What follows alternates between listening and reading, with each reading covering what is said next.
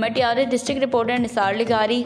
साल 2015 खां वठी औरतुनि जे हक़नि लाइ जाखोड़ सां गॾु ग़रीब मिसकीननि जी ख़िदमत करण खे इबादत सम्झी करण खे ओले तरजीह ॾींदी आहियां। पाक फ़ौज जे मुल्क लाइ ॾिनल अज़ीम क़ुर्बानियुनि खे कॾहिं बि विसारे नथो सघिजे ऐं असां पाक फ़ौज जी हर वक़्तु इज़त कंदा आहियूं। इंशाअल्लाह जल्द इमरान नियाज़ी आज़ादी माणे पाक फ़ौज जी मौजूदगी में मुल्क खे तरक्की जी राह ते गामज़न हयो वेंदो। नाज़िश फातिमा भट्टी एक्टिव वुमेन फाउंडेशन समाजी तंज़ीम जी सदर PTI अॻवान जे हाला में मीडिया सां ॻाल्हि ॿोल।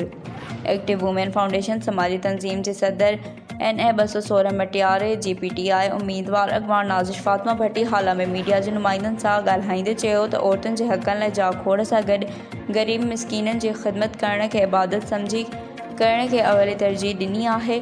साल 2015 में समाजी तंज़ीम एक्टिव वुमेन फाउंडेशन जो क़याम आणे तंज़ीम जे मार्फत न्याणियुनि खे ब्यूटिशन ऐं सिलाई जी ट्रेनिंग ॾियण सां गॾु ब्लड डोनेशन ऐं थैलेसीमा कैंपूं क़ाइमु करण सां गॾु नौजवान जे करियर काउंसलिंग माज़ूरनि खे पंहिंजा हक़ ॾियारण लाइ किरदारु अदा कंदी रही आहियां।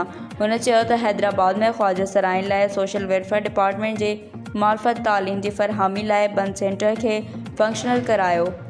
हुन चयो त सख़्त तकलीफ़ुनि बावजूदि आऊं पंहिंजी अवामी ख़िदमतुनि मुहबतुनि ॾियण वारी जदोजहद खां न पहिरीं पोइते हटी आहियां न ई हटंदसि।